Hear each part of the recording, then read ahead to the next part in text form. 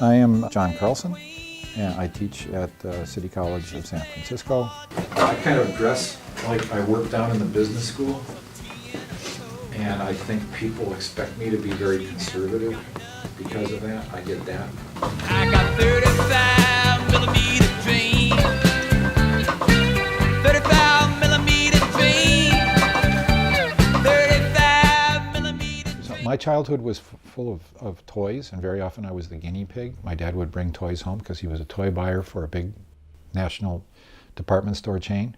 But my favorite toys were mechanical toys, especially post-war German toys that you would wind up and they would do something with a clock mechanism. A clock mechanism is just like early motion picture cameras that had a spring drive and a clock mechanism. I liked movies when I was young. That's where you start. I got addicted to movies with Judy Marks in black and white when I was about 8 or 9 years old. At 3:30 in the afternoon, I would rush home to see action-adventure film on TV. Then shooting a Super 8 film with my uncle's home movie camera was a major thing. And then taking one film class, a film history class, that got me so excited about film that when I found out the teacher offered the possibility of shooting a short film instead of writing a paper, I did all of my papers by shooting film and more. I was just hooked. I've been married happily for 45 years with my girlfriend, who met me in an experimental film class that we TA'd in Wisconsin. Twice in one semester I fell in love, once with experimental film and once with her, and have never fallen out of love with either one. Color correction, well, it's been how I've made a living for a lot of my life. I was the vice president of Monaco Labs and Video, so I was making all the decisions about major purchases of equipment. I spent millions and millions of dollars. At the same time was the chief colorist. People who do film-to-film color correction, which I did, are called timers.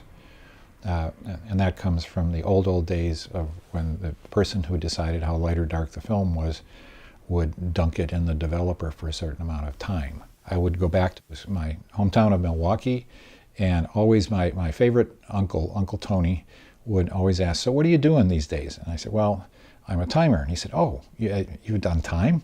And I said, yeah, right, sure, I'm doing time, I've done time. Then a few years would pass. He'd say, "What are you doing?" And I'd say, I'm a colorist." And he would say, "Oh, you're doing women's hair." And I would say, yeah, right, sure. And he'd say something like, "So did you learn that while you were in jail? Is that a trade that you learned?" And I said, "Yeah, sure, okay."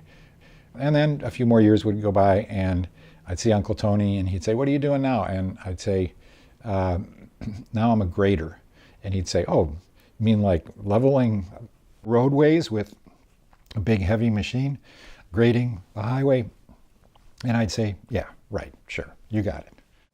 One of my great loves was doing color correction for films that were in big trouble, films that had faded, films that had been underwater or in high humidity or high heat and were highly shrunk or stuck together and needed to be restored, and the color was way off for whatever reason, and then try to bring that back to something close to normal.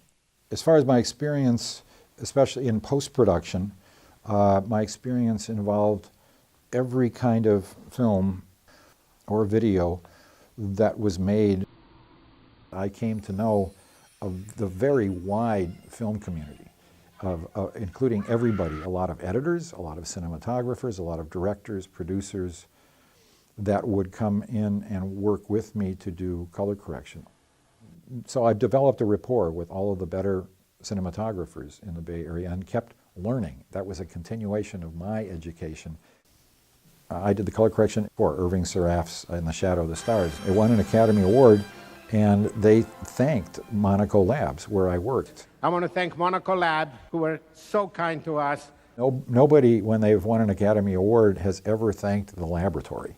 And so this was a real boost for us. And I'd have to say actually it was a deserved one. We had worked very hard on a lot of films like that and weren't getting enough credit in the world.